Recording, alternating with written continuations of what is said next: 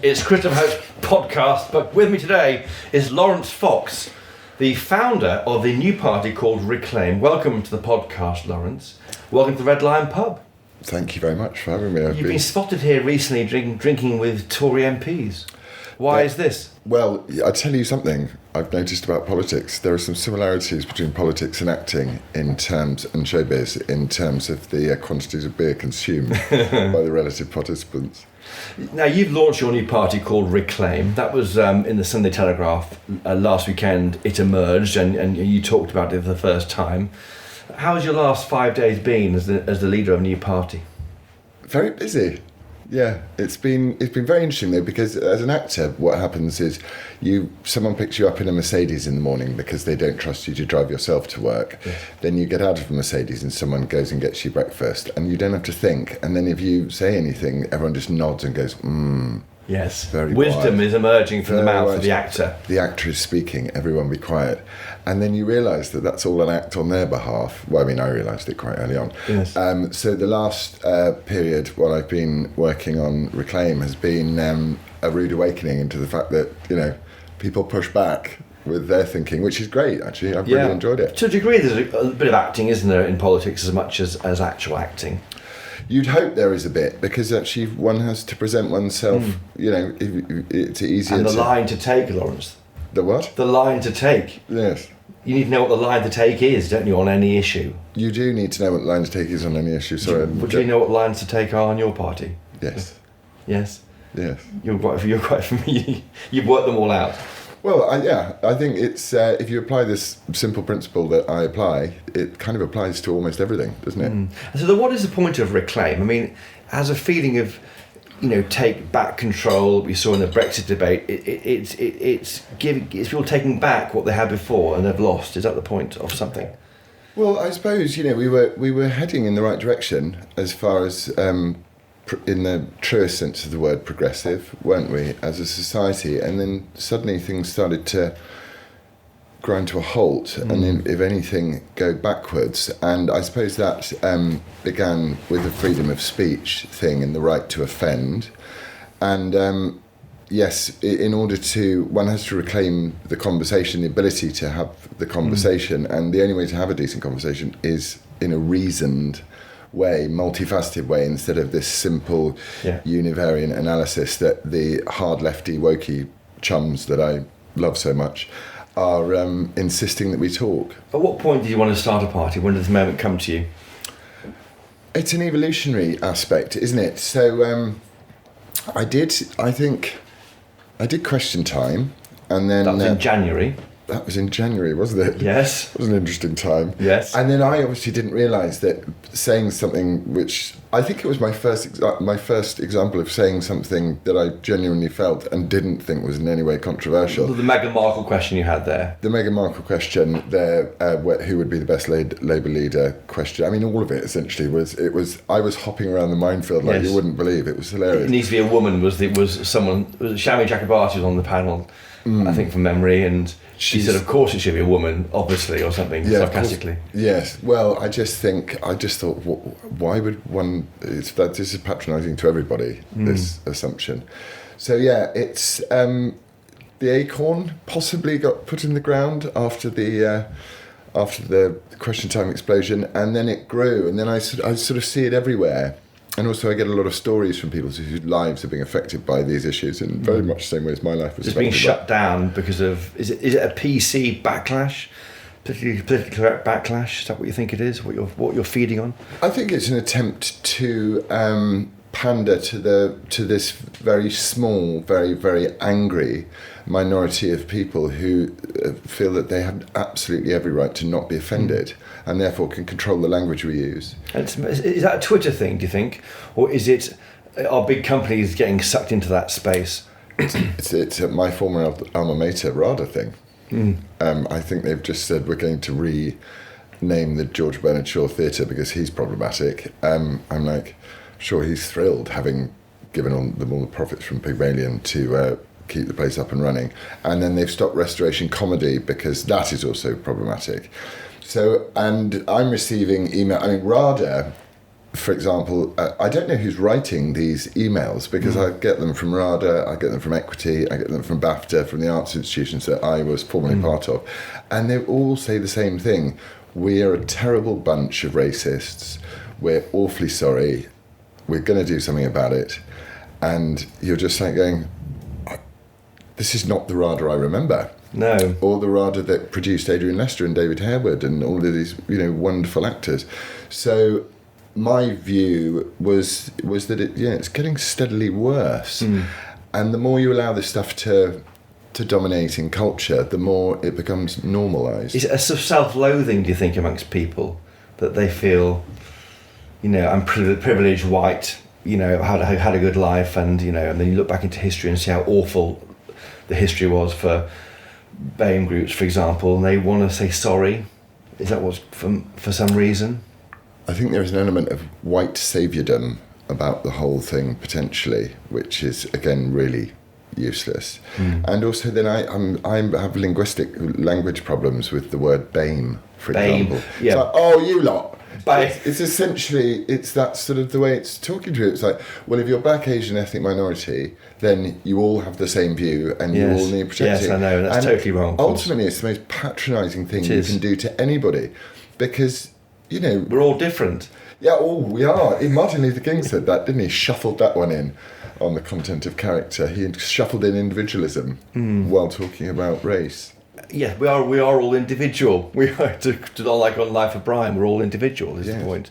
And we don't want to be told. And why do you think there's this kind of collective amongst institutions? I mean, do you think they should be renaming theatres, or should they be putting a plaque in the George Bernard Shaw Theatre to explain what he wrote and why some people don't like it? Is that the answer?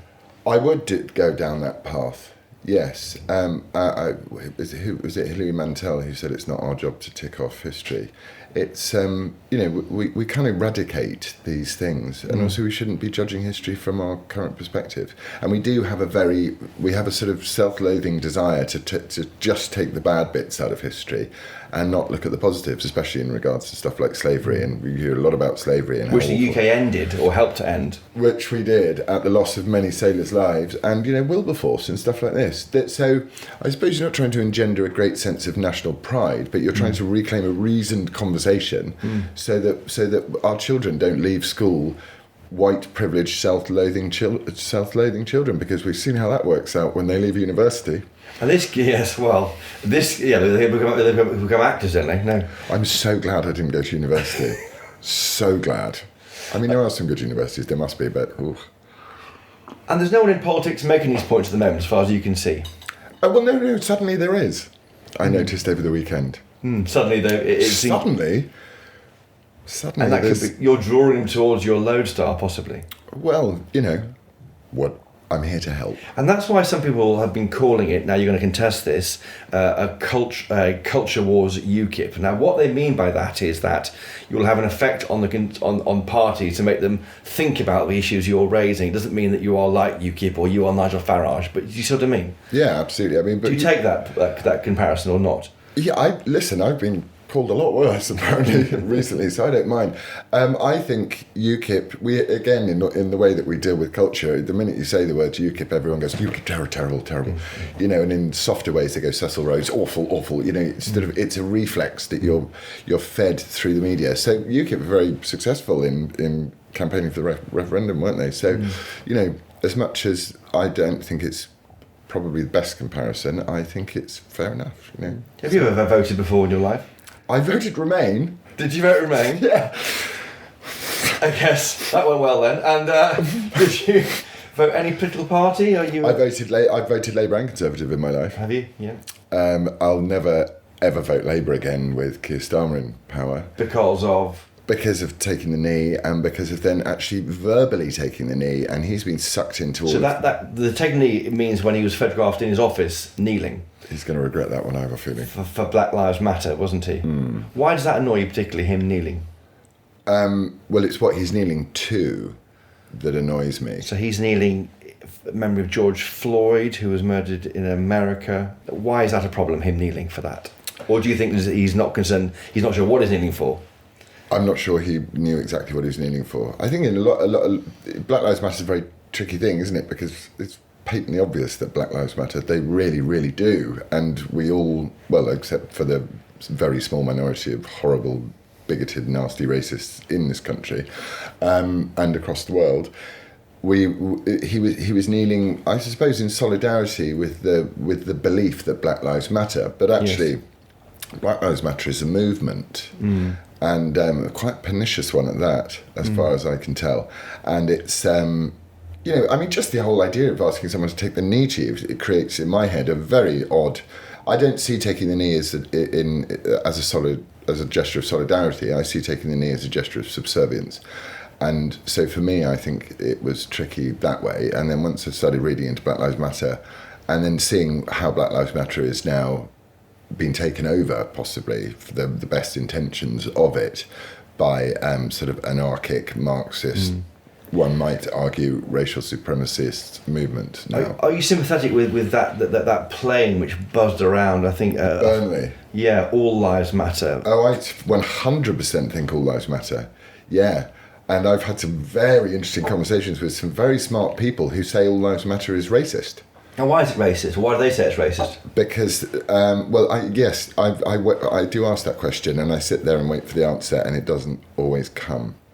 I think people think that it's a provocative response to Black Lives Matter, but actually, if you engage the Black Lives Matter crowd on their mantra of the fact that we're all systemically racist and stuff like that, then you've lost the war already, because you're apologising for something that you are not, or in the debate as it begins.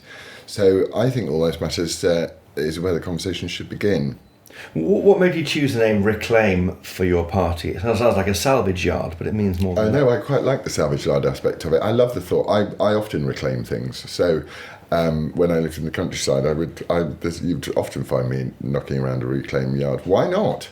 It's still fit for purpose, right? It's old relics of what we used to have in this country and we've lost, you think, because of the noise? Or it's just something that's always been there and is very useful. And you don't need to go to IKEA to revive your idea. I mean, it's not why I chose it, but every time I think of Reclaim, often I do think of a reclamation yard, and I rather like it. And of course, you made your big splash on the political scene with Question Time, and then, you are an actor. You presume you went back to your day job. How did Did I? I don't know if you did. Or perhaps you're resting. But I wonder how you were received by the other cast members of whatever you were doing. Well, again, this problem of freedom of speech and the right to offend. 5 years ago, I'm fairly consistent in my thinking. It evolves and stuff like that. And my mum and dad were very good to teach me relatively good manners. But yes, as far as other actors are concerned, I had a very threatening phone call from one who I'd worked with for 6 months, who told me, what was quite odd was the fact that when he phoned me, I heard him put it on loudspeaker and go shh, so that I knew there was a table of people there. And then he said, why? Because I tweeted every single human life is sacred, which is a belief of mine. I think, should we start there? Logical, humane, universal, real, positive, progressive, none of the shite that you throw at me. And yes, so he told me, how could I do this? How could I say this stuff when he really loved me? Right. So I explained to him about David Dawn. So I said, why is George Floyd being made a martyr, and then David Dawn, the retired police chief who went over to stop his friend of his shops being looted, was shot in the chest, and it was played out on Facebook. So did his Black Life matter?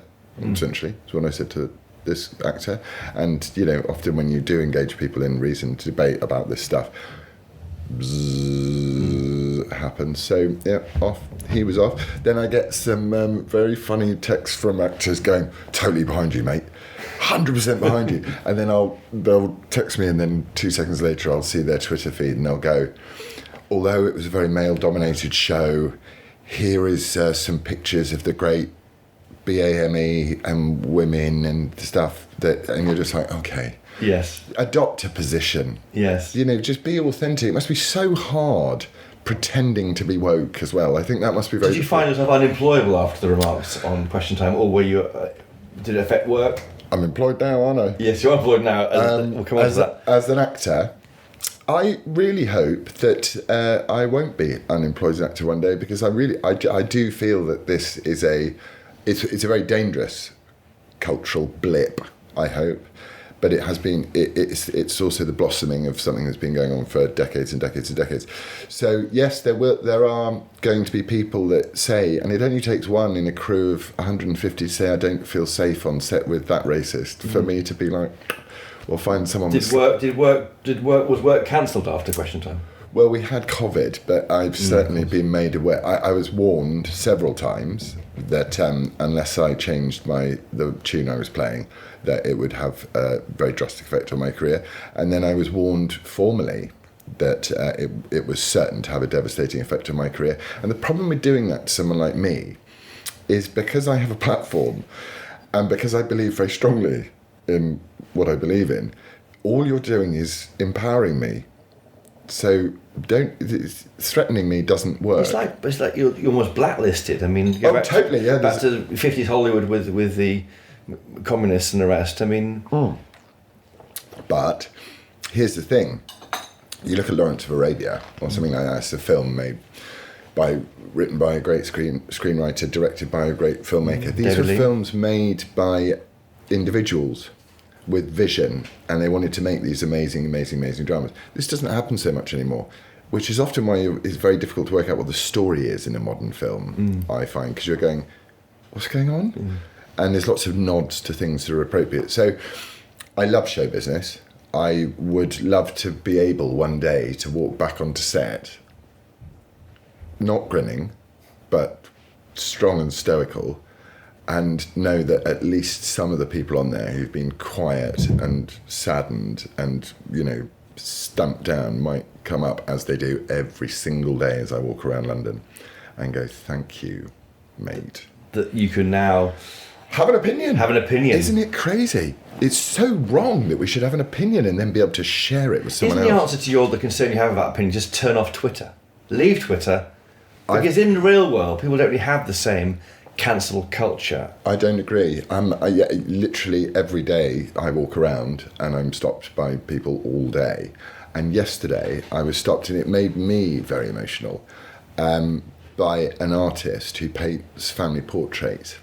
And he started crying, and saying, I can't, I'm literally terrified. Because it comes from the right place, the woke world, doesn't it? It's people wanting to be nicer to other people. It's like they're trying to create a kinder world, aren't they? By righting the wrongs of 300 years ago, by taking the knee about Black Lives Matter and expelling or even just knocking statues down. They're trying to make this country kinder. That's where it's coming from. Do you know what I mean? Is it? Or is it coming from a desire to tear it all down and start again? Or tear it all down just for the sake of tearing it all down, which is often what revolutionaries do, aren't they? Those Jacobins and stuff like that. It gets carried away with chopping people's heads off after a while. I don't trust them. I don't trust their motivation. I think you can have a Kevin Whately, who is an old school lefty, and I spent 10 years nattering to him. And I spoke to him the other day, and we disagree on a lot of things. My best friend is a socialist. We have this. I think wokedom. That's how it should be. Yeah. And one can have these reasonable conversations, but wokedom is something very different. I think it's much more pernicious. Because it wants to. I mean, it's fine. You can't cancel me because I'm uncancelable. Literally uncancelable because I don't. Okay, so we go back to January, and you've made your mark in the world of politics. Work's drying up, but then COVID happens. At what point does this angry concern, the concern you have about it, become a party? I mean, when did this idea happen? Well, it's a series of events. Obviously, my children starting to talk about racism in totally inappropriate ways. Coming back from school saying, I'm sorry if this is racist, Dad, but Mum's a better cook than you. Stuff like that. So you're going, what are you teaching my children in school? And then, it's sort of evolution. But I'd been evolving. It had been evolving before. I remember getting very upset about the Believe the Victim stuff in terms of the Kavanaugh hearings in America. So it's a series of things. Then I think, okay, movement. Shall I form a movement? And we can go and bash on the door of the government and really mess with them and tell them, well, not mess with them, that's not fair, hold them to account. Coffee burp. Hold them to account. And then I thought, movement. And then I look around and I see these amazing movements that are just fabulous. And I go, is the government going to move as a result of a movement? Or is the government going to move at the threat of you taking a couple of their votes away from them? What's more likely? So then I think, it's going to be done. The latter. What's the model for it? What do you mean? Well, what's the model for what you're doing? For what Reclaim is? Is there a... You looked at movements, looked at small parties. Is there a similar party you want to base it on? Are you writing the entire rule book on what a party looks like?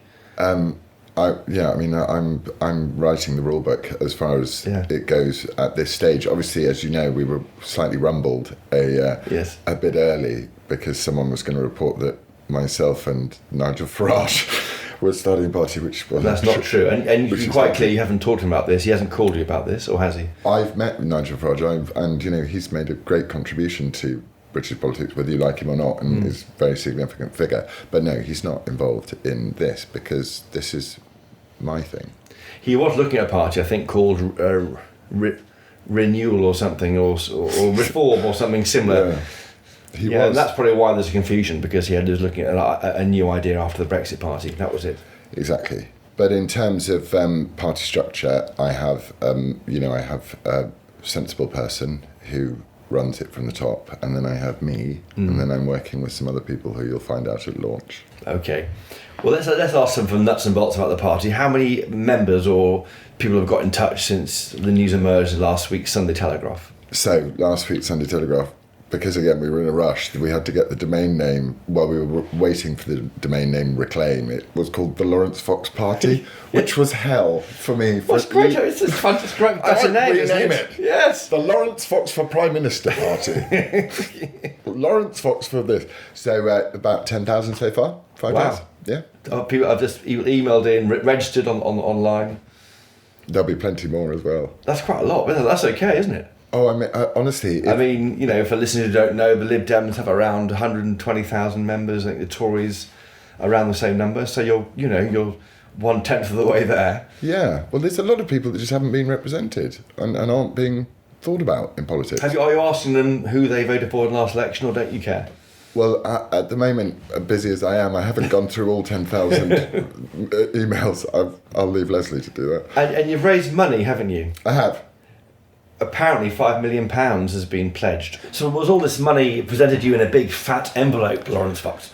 It was delivered in a Jeep in 2 very large suitcases directly from Moscow. It's been money pledged then?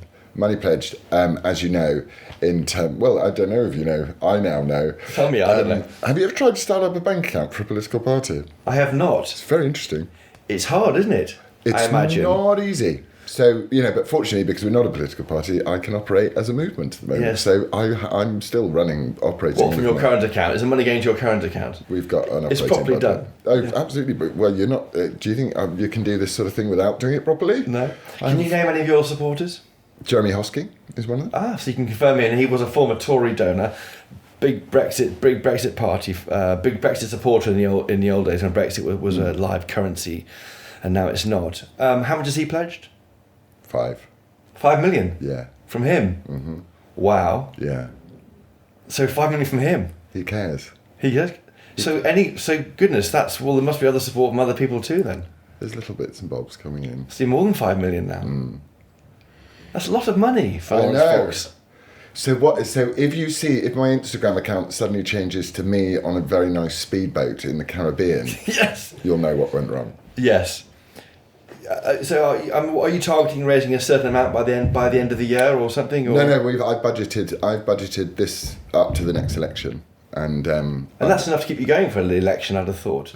I mean, yeah. Unless I hire 30,000 people all of a sudden. No, I've very carefully budgeted. The thing is, I've been told I can do whatever I want to do, but I must account very carefully for what I do. Yes. So yeah, we're budgeted fully till the next election. Sorry, guys. Have you got staff? I have a very small staff currently. How many people? 3. 3. And are you in touch with candidates? I mean, let's be honest about it. The election will happen probably in 3.5 years' time or so. Yeah, but there's also elections next year, aren't there? In May. Mm-hmm. Are you standing at those elections or someone? You're looking at it. Looking at it all. We're looking at it all. The big problem for a party is data. How do you get past that problem of knowing where voters live who might support you? That's always. I'm going to mention UKIP again because I've covered all their by-elections going back, a decade, and they didn't know where their supporters might live, and that's where the bigger parties have this decades of data of who votes for Labour or Tories, and they know how to get them out quickly. And that's the problem you'll have in any election. Yes, I have. This has been raised, and we are on to the data. And how do you get round that problem? How do I get round that not you or problem? the party. How do you deal with the issue of not knowing where the voters who might support you live, and how do you get them out? How does one get them out? That's the job of data person. But you want to have an army of people, don't you? I suppose knocking on doors. I mean, where will the party be? Let's say in 3 years' time, will you have? Well, I'll be Prime Minister. Of course, yeah. That's taken for as read listeners. Yes. Yes. Who knows where the party will be in 3 years' time? It's impossible to tell. But I have a feeling, genuine feeling, just from walking around, even in London. Yeah. I mean, get out of London and it's beyond the people. My dad went to the old pub because he stopped acting for 10 years to become a missionary, and he went to the old pub up the road in Sheffield when he went to see his friend, and they all came up to him and gave him a huge hug and a clap. Wow. And he said, "Thank God for your son." And then that was the weekend I was climbing in. What seats are you targeting then? Because you can't fight every seat, can you? Let's say you fight 20 seats at the election next time. Why? I don't know. You tell me. I'm not going to tell you. You're not going to tell me? No. Which seats would you target? Would it be, Conservative seats, or would it be Labour seats? It's it's across the board. It's not a Conservative. Are you drawing up a hit list of seats where you think you might have a chance? We're drawing up a lot of lists at the moment. You were nodding then, Laurence Fox. I saw that. All right. I'm asking you details. You're 5 days into launching a party. I appreciate you don't know the answers. Yeah, exactly. But when you look in the mirror in the morning, you're shaving, or you haven't shaved today, but if you were shaving, what makes you think that looks back at me, an MP? I'm always asking this of MPs. What makes them think? What raises them above the mass of other people, and think I can be Prime Minister, or I can be an MP? What makes you think that about you? In this situation, it's a sense of duty. I feel like I feel duty bound to do it. I feel duty bound to do it for my children. I feel duty bound to do it for those whose voices have just not been listened to at all by a Conservative government with an 80-seat majority. And you had Boris, the Telegraph columnist, and now you've got Boris, the politician, and it's like, can someone do something, please? We're all getting very upset. Because if he were a columnist now, he would be demanding to know why the Tory government is locking up students in Manchester. So I'm demanding to know. I will be demanding to know myself from him. Yeah. When can we see a list of policies? You've got a blue folder with you, which you won't let me look into. My blue folder? What's in the blue folder, Laurence? Nobody looks in the blue folder but me. Yes, we're working on. Obviously, you'll get policies at launch. Now, when are you launching? We're aiming to launch in November. In November.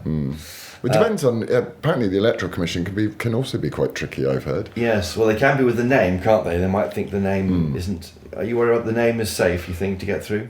Well, I hope so. I think it's pretty obvious what it's trying to do. Reclaim, reason, reform, progress. 4 verbs, active verbs. In terms of you and your family, I mean, how are they reacting to this? You're the son of James Fox, famous actor. You know a lot. Your family members in acting. How are they all reacting to what you've done? With minorly sweaty brows, I suppose, a few of them. But my dad, who is an absolute hero of mine, And my mum, we lost her this year, but is an absolute hero of mine as well. My dad and I walk every day round the park, and we discuss for an hour, and we discuss the ins and outs of where we're going. So dad is a fan. He's going to vote for his son. I hope so. You lost your mum. I'm sorry to hear that this year, and that explains the tattoos on your hands, which say freedom, space. They were her favourite words. And, were they? Yeah, and I think it revolves around the freedom to speak and the space to think. And so, whilst it has nothing to do with what I'm doing, well, I suppose it does in the fact that she's living with me still in my mind, that's what I demand that people have, because that is how we're going to actually progress. Are you amazed to find yourself here? A year ago, goodness, October last year, it was full of Brexit and Parliament being prorogued and everything else happening. And were you filming Lewis? You'd finished filming Lewis? I was sat on October last year, I was sat on a roof terrace in Mallorca with hair extensions in, doing a Manc accent, playing a Buddhist drug dealing guru. Were you? Yeah. So it's been an interesting few months. I mean, yeah.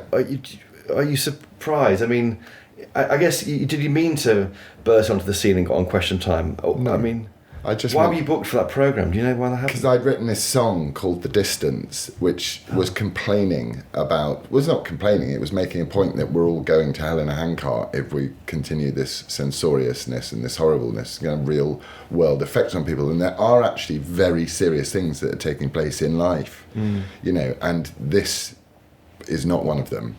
But it seems to be taking over the public discourse. So no, I just said what I felt. Then was descended on by the quite well organised little woke mob who decided that they would shut me up for good. And I said, no. We must be able to speak freely. Everybody must be able to tell their own story. They must be able to, and you also must risk offending people. I've got to ask you the question they'll be asking me, or that my Twitter feed will saying, "Are you racist, Laurence Fox?" No. But I can't prove it. It's like being in a madhouse. It's Kafka. It's like being in a madhouse and going, I'm not insane.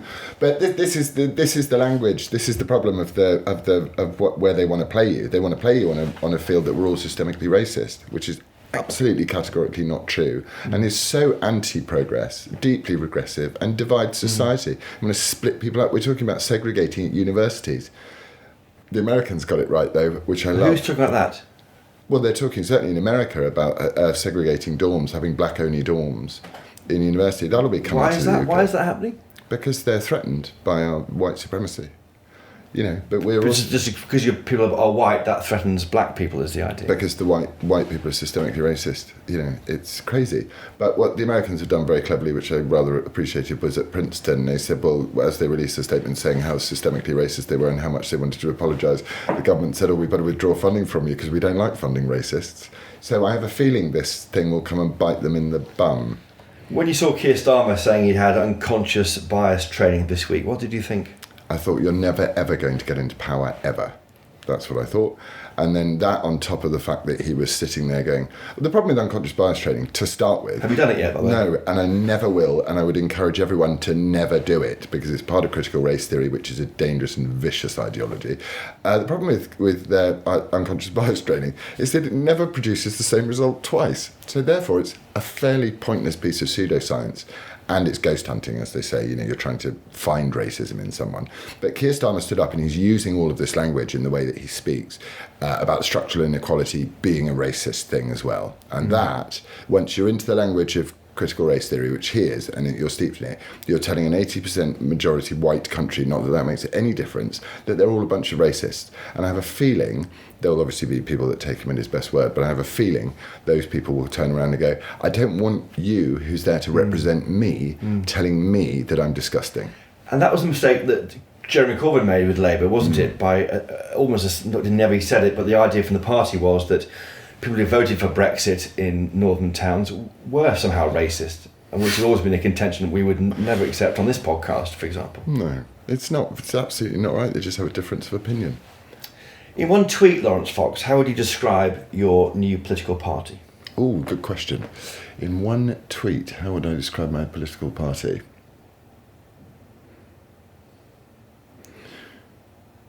giving you a home. Laurence Fox, many thanks for joining us on this week's Chopper's Politics. Thank you. Thanks, Chopper. It's my politics, by the way. You've been fired. It's my show, people. No, you've been fired.